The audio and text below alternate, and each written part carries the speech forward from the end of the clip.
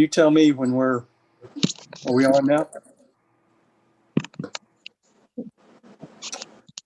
Okay, I'd like to call to order the regular meeting of the Seminole Airport Authority for Tuesday, November 10th. Roll call, please, Jay. Bill Waltland, Here. Chris Hansen, Tim Poplin, Here. Eddie Foreman, Here. John Kramer, Here. Larry Church, Corey Crabtree, Here. Grace Connor, Here. Jeff Griffin. Here. We have a quorum. Consideration and action of consent agenda. Move its adoption. Second. Roll call, please, Jay. Bill Waltland, Yes. Tim Poplin, Yes. Eddie Foreman, Yes. John Kramer, Yes. Corey Crabtree, Yes. Grace Connor, Yes. Jeff Griffin. Yes. Motion passes. With no items removed from the consent agenda, are there any appearances or petitions from the audience for the Seminole Airport Authority? None at this time. Thank you. There are no approvals or acceptances, so I would entertain a motion for adjournment. So moved. Second. All in favor, say aye. Aye. Those opposed, like sign. All right, we will move on to the Seminole Gas Authority. Roll call, please, Jay. Larry Church, Tim Poplin, Here. Corey Crabtree, Here. Bill Waltland, Here. Grace Connor, Here. John Kramer, Here. Chris Hansen, Eddie Foreman, Here. Here. Jeff Griffin.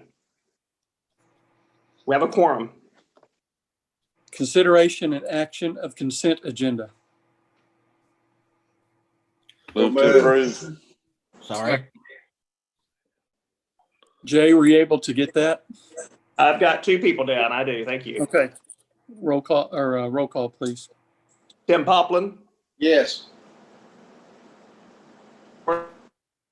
Crabtree, Yes. Bill Waltland, Yes. Grace Connor, Yes. John Kramer, Yes. Eddie Foreman, Yes. Jeff Griffin. Yes. Motion passes. With no items removed from the consent agenda and are there any appearances or petitions from the audience for the Seminole Gas Authority? None at this time. Thank you. With that, I would entertain a motion for adjournment. Wait. Yeah. I saw a move. Second. All those in favor, say aye. Aye. Aye. Those opposed, like sign. All right. We will be moving on to the Seminole Utilities Authority. Roll call, please, Jay. John Kramer, Here. Grace Connor, Here. Chris Hansen, Bill Waltland, Here. Corey Crabtree, Here. Tim Poplin, Here. Eddie Foreman, Here. Larry Church, Jeff Griffin. Here. We have a quorum. Just as a reminder to everyone, if we lose connection on Zoom, we will try for 30 minutes to reconnect. If we're unable to, we will reschedule a meeting and make sure that gets posted. There. I would consideration and action of consent agenda. Move its approval. Second. Roll call, please, Jay. John Kramer, Yes. Grace Connor, Yes. Bill Waltland, Yes. Corey Crabtree, Yes. Tim Poplin, Yes. Eddie Foreman, Yes. Jeff Griffin. Yes. Motion passes. With no items removed from the consent agenda, are there any appearances or petitions from the audience for the Utilities Authority? Mayor, this is the administrator. There are no people yet. Okay, thank you. We have no approvals or acceptances, so moving on to current business. Item 1, consideration and possible action regarding consent order 20-201 from the Oklahoma Department of Environmental Quality for unpermitted discharge resulting in a fish kill and approval of the penalty payment in the amount of $5,000. Yes, Mayor, if I could, I'd like to kind of give you an update on where we're at with that and how we got there. Please. We found a leak down by the Little League baseball parks. Oh, I'm going to say it was probably May or June of this year. And it was a sewer leak and it was resulting in a fish kill. We contacted the Department of Environmental Quality and self-reported.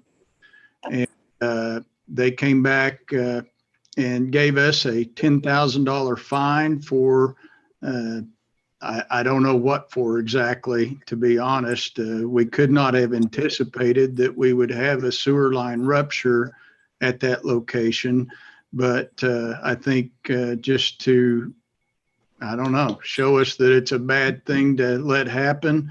They fined us $10,000. We have gotten that down to $5,000 because of the other work that we've done around town to mediate other issues. So I think this is about as far as we're going to whittle it down. I think they consider this a slap on the wrist, but it does kind of hurt. You know, when you self-report, you would expect a little leniency. In this case, I don't feel we got that, but at the end game, we owe them $5,000 for a fish kill that happened near the Little League Park. It was immediately fixed. Our crews rallied and did a fantastic job of getting it patched and replaced, actually. So I think we're good to go from here, but it will cost us a $5,000 fine. So Steve, just to clarify, this wasn't something that went down the creek for a long length of time. It was kind of contained in a certain area just around the ballpark, correct? Yes, that's it. That's it. That is correct.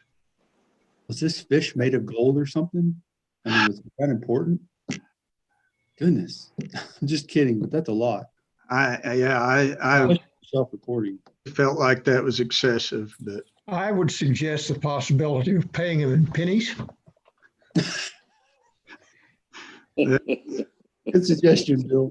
wisdom, I like it. I think we Is ought that to a have mo- is that a Brad Carter to go up and Handle have court against it. You think he could do that, Steve? That's crazy.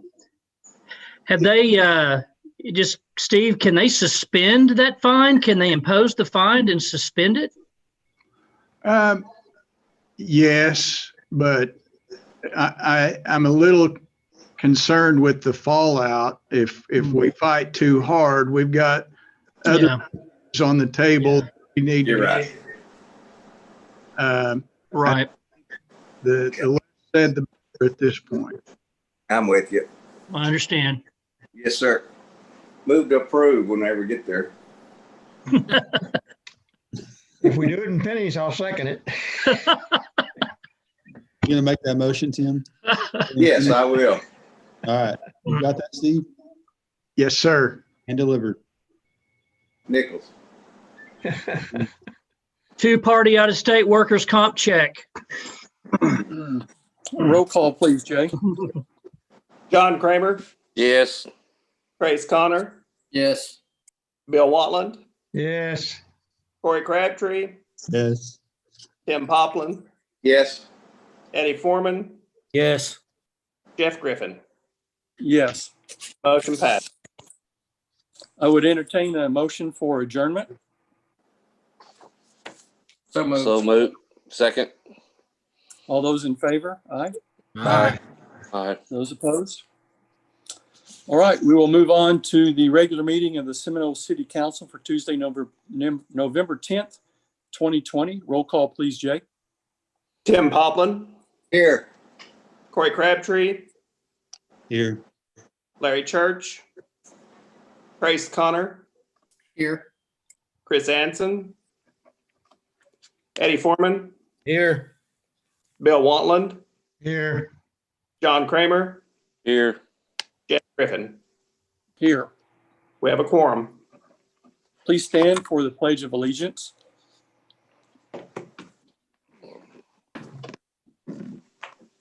I pledge allegiance Allegiance to the to the flag flag of the of the United United States of States of America America. and to the and the republic republic for which it stands, one nation one under nation, God, under God, indivisible, with liberty liberty and justice for all. justice for all. Bill, would you please lead our prayer? Shabajazi Mateo moment Botolofa Seminole moment Poestia Morgan.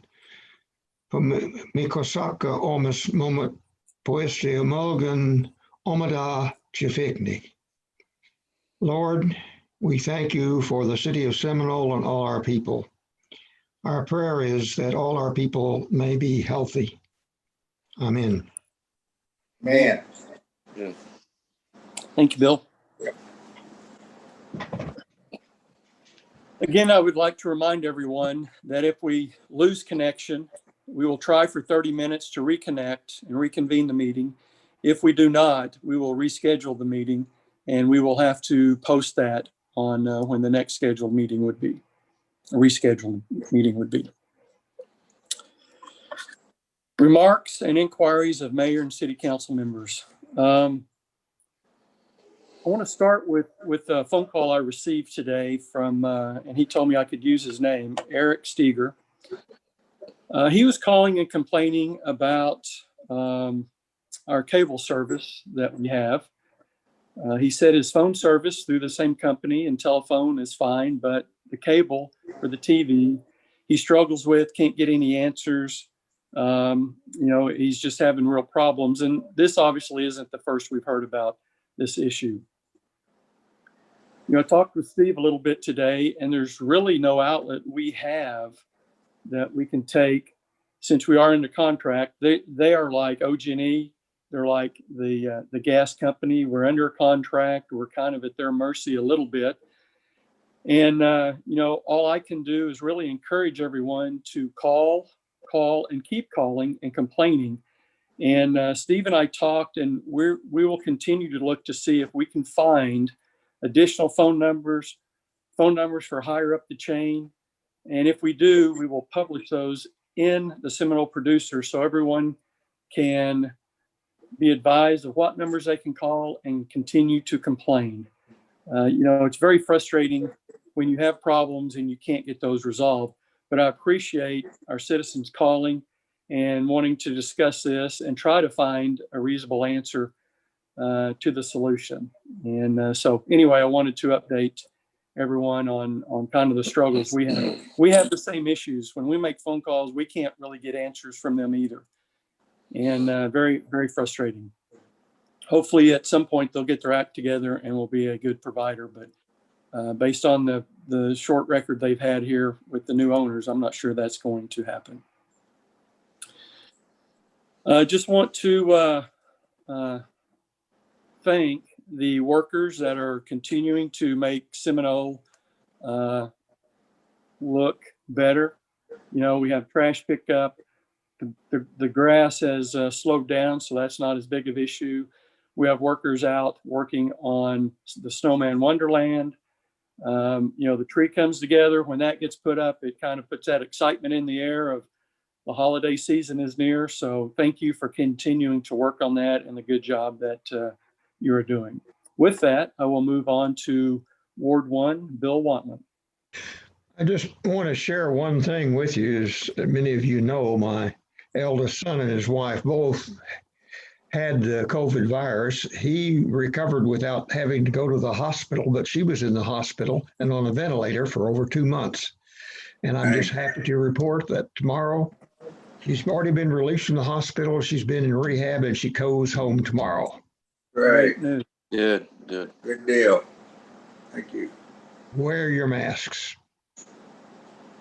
Larry Church is not with us, so we will move on to Ward 2, John Kramer. I have nothing, Mayor. Thank you. Ward 2, Eddie Foreman.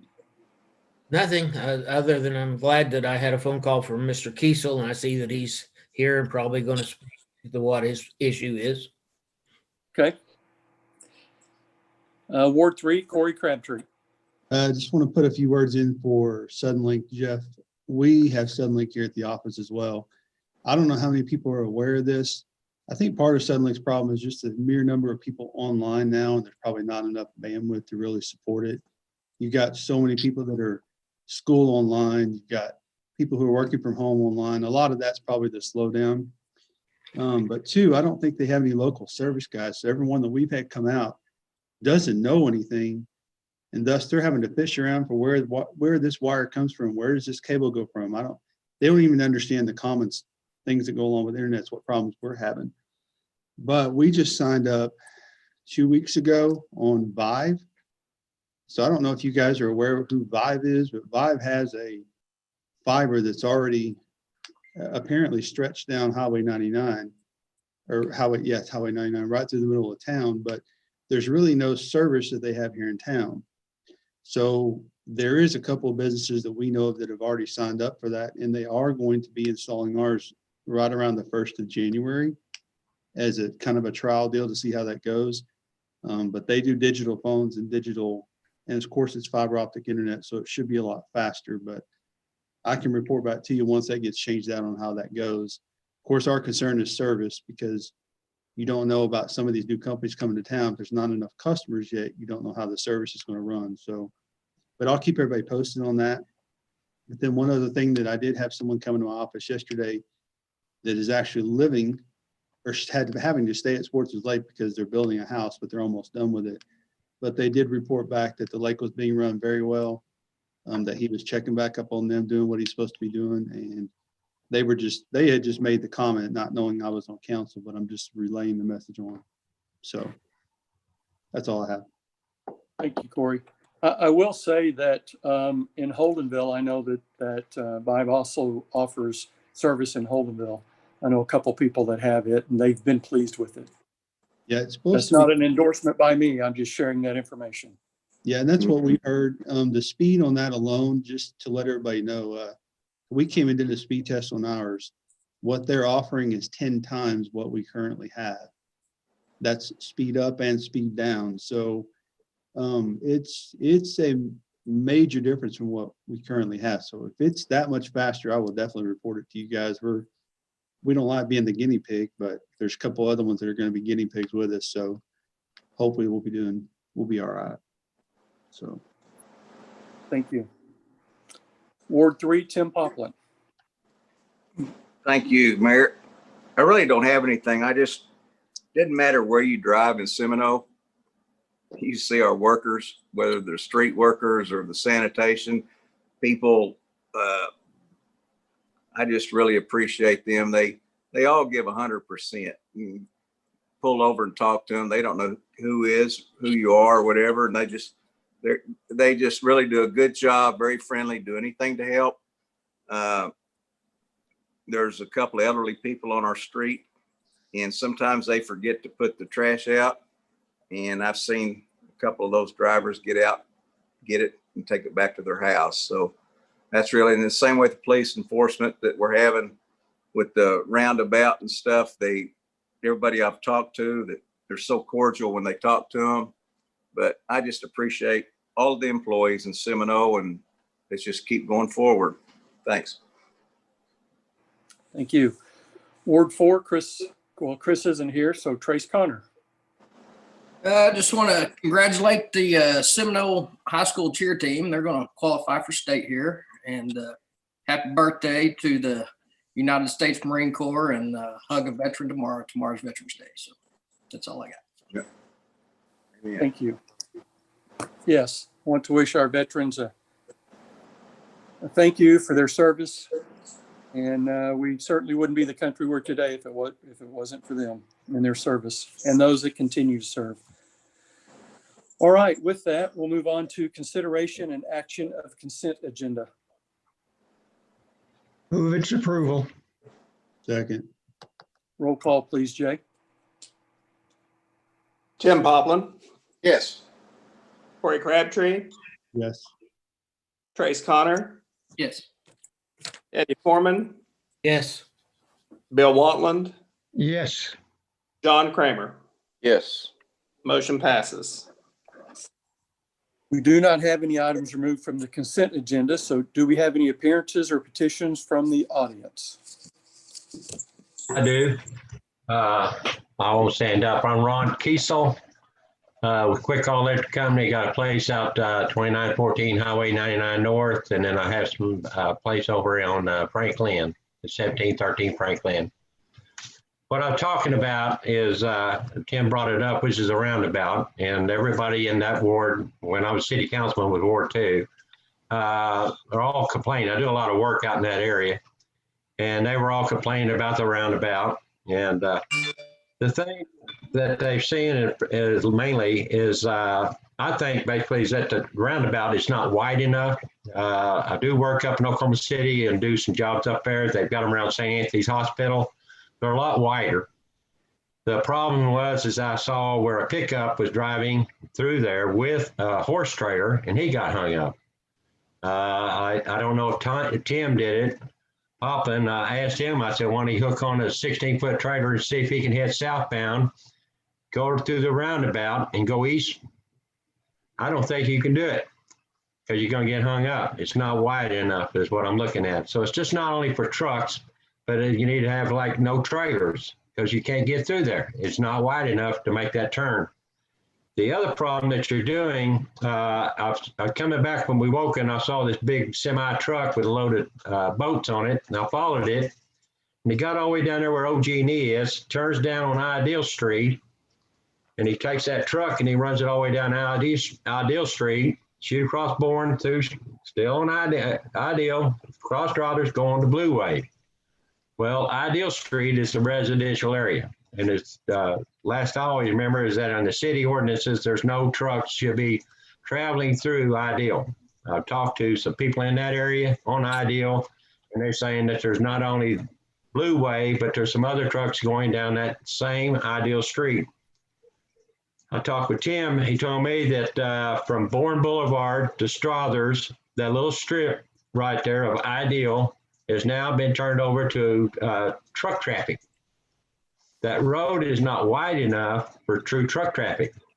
The problem is that when you make that turn off of Bourne going through Ideal, you can't even make a turn back into Franklin Street without having to cross over to the other lane because it's such a narrow and the ditches are so deep right there. There's a section from Franklin to Strothers. There's a concrete drop-off drainage ditch, and there's no barrier in that. And thank goodness we haven't had any sleet or in that line.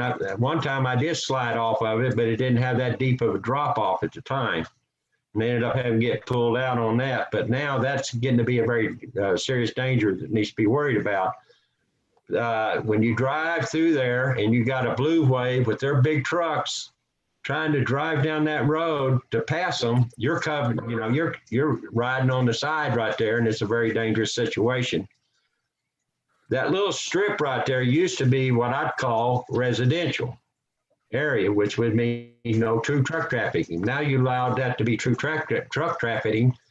And what everybody's doing is going around and hitting that instead of going through the roundabout, which increases the noise level for people on Franklin Edition. Then you've increased that traffic on that because they don't want to go on the roundabout. There used to be a store right there at the roundabout, used to be Mr. D's.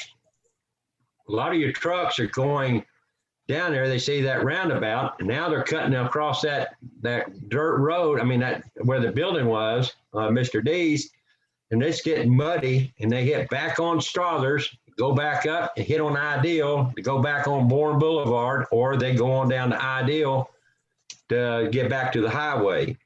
I was getting a little bit concerned about that issue. You know, it was brought up to me that by turning this over to the state, turning it over to the city. I lived over on Lincoln Street, 812 Lincoln. I lived there over 20 years. And out of the 20 years that I've lived there, there was only 2 times that they've ever did any kind of road repair on that street. That's all I remember. Out of 20 years, they've only did 2 times they did any kind of repair on it. And the other thing I was looking at was I was getting kind of concerned over the issue. If the fire station's out there on Strother Street, can they get around that turnabout if there's a serious fire out in that issue? Which means now that if they can, they have to go 1 mile up in front of Walmart, turn, go down 9, go down either Ideal Street, or they're going to go all the way up to the hospital and come down that way to get in. That's extra length of time, and it could be a life and death situation for somebody who might be in a house fire or something on that line. That was another concern I was really getting worried about. Somebody brought it up to me, and I thought I might bring that up. But there's got to be another situation we can do besides that little narrow roundabout. I first thought where Axelson was, when you clean that area off, I thought you might have it set up where if a truck come down there, then there would be a big roundabout for a truck to do a complete turnabout and go back out, and you can say no trucks going down Bourne Boulevard or going down to Strothers, where there would be no truck traffic beyond that point, but they could do a turnabout. I'm a little bit concerned we're going to have the same situation right there at Willis's Quick Stop or wherever you plan on putting that other turnabout. Is that we're going to have it so tight that nobody's going to be able to turn around, and they're going to start doing a lot more damages to the property, and y'all are going to be being blasted. Because a lot of people has all been talking about it from Shawnee, Wewoka, Holdenville, and they all start saying, you know, that roundabout deal they got over in Seminole. And I'm just trying to see if there's another solution. One, I would love to have it taken out. And if we go put a sign right there, if you widen out Ideal Street, make a reroute back to like you're going back to Mod. And come back to hit Highway 99 that way or something, make a different type of bypass. But, you know, I'm just thinking that we need to have another type of situation as far as a better solution than what we got right now. Instead of having so many vehicles that are hung up, it'd be like I said, if I go over there, if I still lived right there on Lincoln Street and I had my boat, I couldn't go around that. There's no way I can go around it. And that was the reason why I would like to bring that issue up, as well as a lot of the people in the ward that are in that area that we're all talking about. And that's what I like to see. I don't know what your solution would be. I would like to have some other kind of alterations, at least if we can make it wider. It'd be better if it looked a little bit prettier than having big, gigantic rock boulders sticking out there too, you know. If we put a brick barrier up, at least if we can make it wide enough to where somebody with a truck with a 16-foot trailer or something like that, not a semi-tractor trailer, but I'm talking about a pickup and a trailer can make that turn. Okay? That's all I have to say. I would appreciate your help. Thank you. Thank you, Mr. Kiesel. Appreciate the input. I will say one thing. I was told that they did drive the ladder truck through it, so they are able to get the fire trucks through there, just to provide a little bit of feedback on that one item. Well, somebody said that, but it sounded like they were hung up because I think it was last week or so. They had a fire truck or something trying to go through there, and it's somebody was telling me that they were having a trying to get around it, but they did go through it. And I said, okay, but I didn't know if it was what truck it had. Well, I'd kind of heard the story about a month ago, and I asked our fire chief, and the answer was no. We did not have a vehicle hang up unless something else has changed, but that was the whole goal, was to have that. But thank you for coming in or joining us via Zoom and sharing that concerns with us. Well, that was, you know, the only thing that a lot of people were asking that situation to me, and I'm just trying to relay it. I've talked to other council members and everything, and whatever can be done, I would be appreciative. All right. Thank you all very much for speaking on his behalf. I appreciate it. Thank you. Thank you. Moving on to approvals and acceptances. Resolution 1, consideration and possible action to approve resolution number 2020-14, a resolution for the purpose of electing officers and setting the filing periods for the primary election and runoff election if necessary.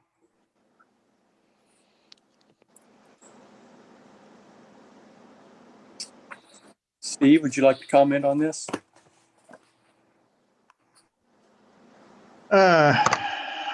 Are you on the surplus, Mayor? No, this was resolutions, consideration, possible action to the purpose of electing officers and setting the filing periods.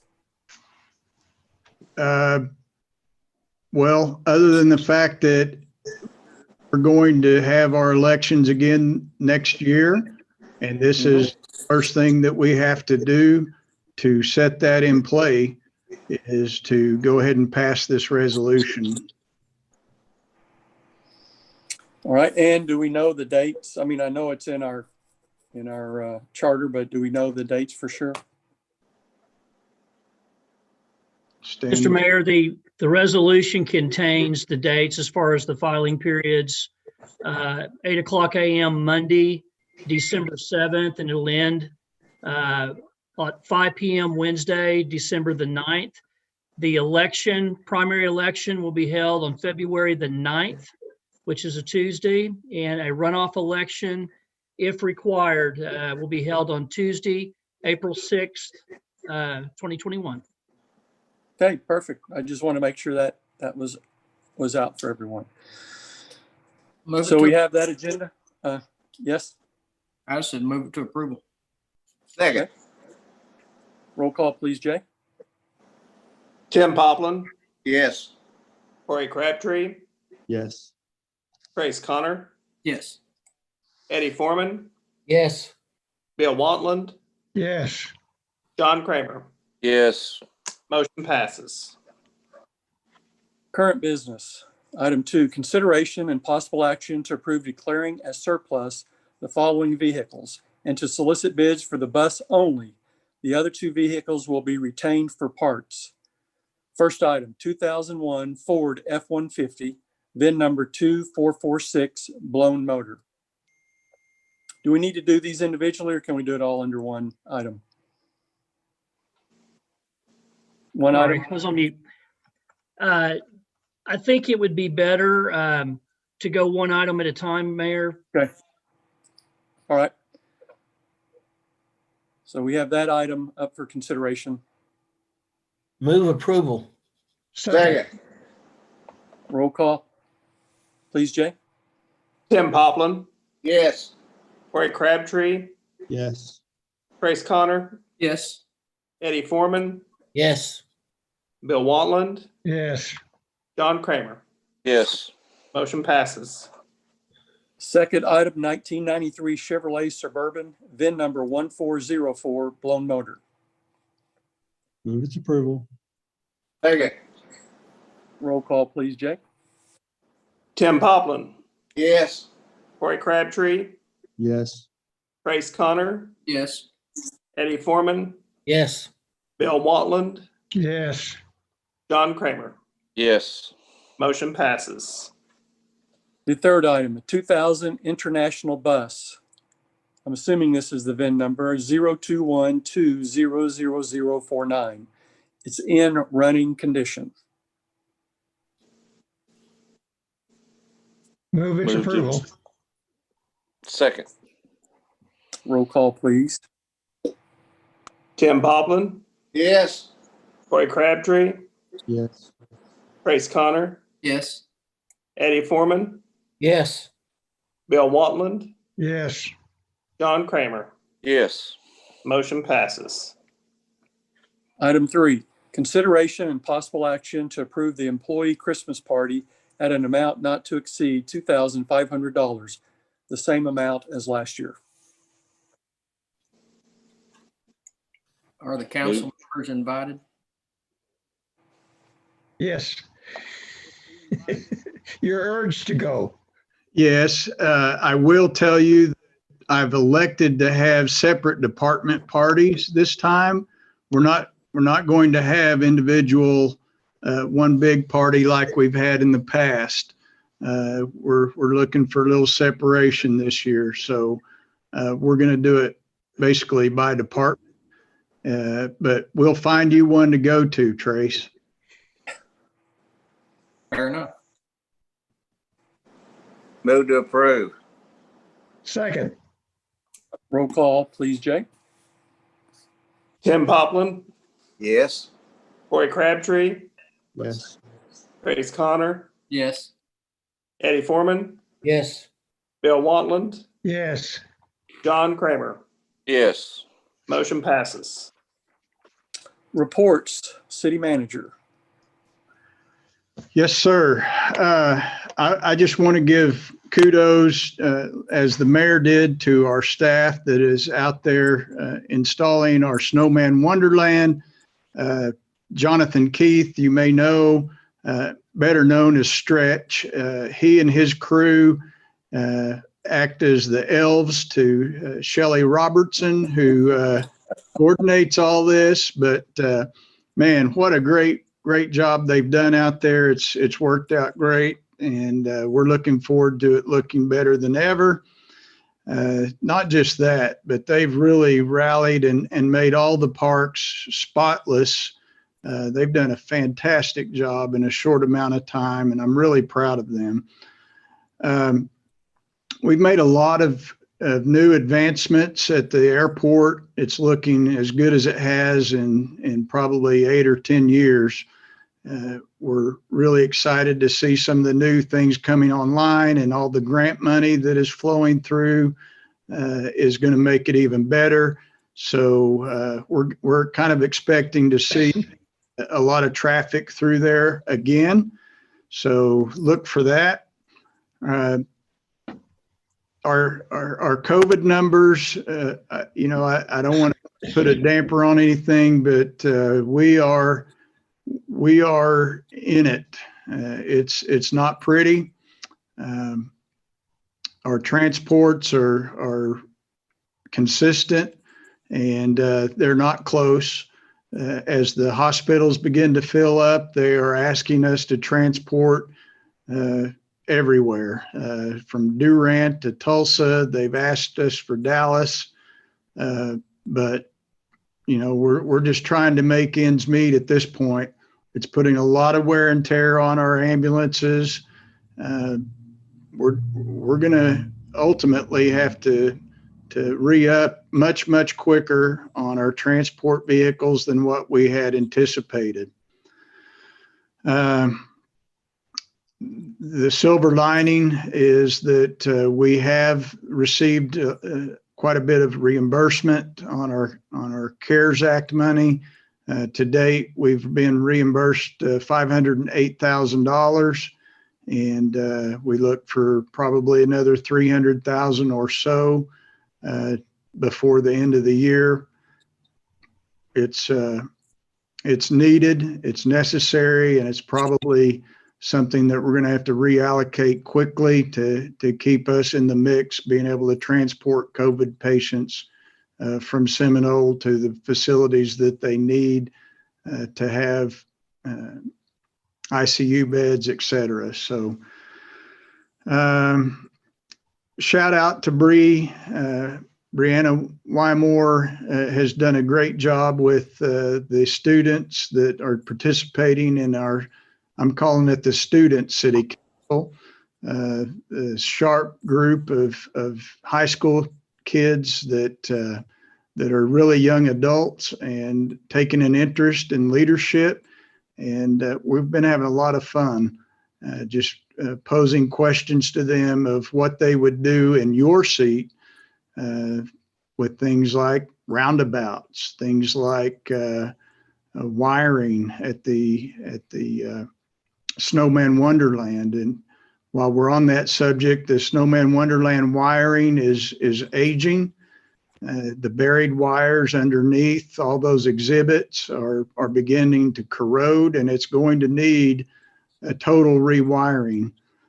So this time, even though that was direct bury cable, we we anticipate that this time we're going to put the direct bury cable inside of some conduit, perhaps a PVC conduit, to maybe extend that life. That soil is very, very acidic, and it's even eating what is normally considered a good quality direct bury cable. So, but those kids have been able to deal with some of those issues, and they're very, very creative in the way that they approach it. It's refreshing to see. Let's see. Mayor, I believe that's everything I have. Thank you, Steve. City Attorney, Brad. Just real quickly, Mr. Kiesel brought up some really good points. One of the things that he mentioned was the ordinance about vehicles basically on residential streets. And I wanted just to educate all of us and the public. I've just looked it up just to make sure that I had the right data, but overweight vehicles, basically it says vehicles in excess of 2 axles and having a gross weight of over 26,000 pounds are prohibited on residential streets. There are some exceptions to that. Utility vehicles, which are electric, sanitation, city maintenance vehicles, contractors hired by the city, construction material delivery vehicles, emergency vehicles, and moving vans. So I know there's been times where we've seen that violated from time to time. I know it occurs. It happens all the time. One of the things I know that they enforce vigorously is parking. You see lots of times you'll see, semis parked in a residential area, and I know they're real, we're trying to stop a lot of that. But one of the things I wanted to mention about the roundabout is this. It's probably the one thing I see more in city court now next to our abatement nuisances. And today, something interesting happened. I received a phone call from an attorney who is with a firm that basically deals with commercial vehicles. They represent truckers who, have moving violations because of the severe penalties for those types of violations, because it affects their CDL, affects their livelihood. So they're real serious about it. These trucking companies are real serious about it. And he actually drove to Seminole. He wanted to look at this roundabout.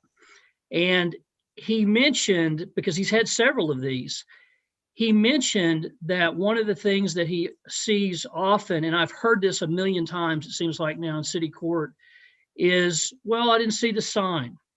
I saw that, but it was too late. And he mentioned to me, he goes, I drove that thing both ways. And he goes, that whole thoroughfare is completely lit up with signs. Don't drive on this roadway. Trucks prohibited. And when he looked at that, he goes, I know there's no way that I would be successful in tackling that. But he said, it achieves its purpose. And as inconvenient as it is for drivers, and certainly for me and the city court, it's apparently achieving its purpose.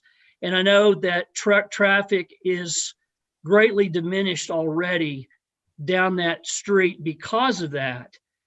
Although there's still too many going through there, and we don't get them all. But I will echo what Mr. Kiesel said. I pull a trailer from time to time, and I don't even want to go through that thing, because even with a 16-foot trailer or a horse trailer or cattle trailer, in my case, it does look intimidating. I drove it the other day, but I was behind 2 trailers, and I watched them go through it, with no problem. Now they did get down to a crawl, and so they should. So I can see where that can be intimidating, and it certainly could pose a problem for some people that may not have a lot of experience driving trailers. I will say one other thing about that I drive that intersection all the time, and it slows traffic down on that street considerably. And we have school buses that are going in and out of that intersection, as well as on that street all the time. The high school, up and down Ideal, heading to Woodrow Wilson, Northwood, all of those other places. It does slow traffic down on that roadway.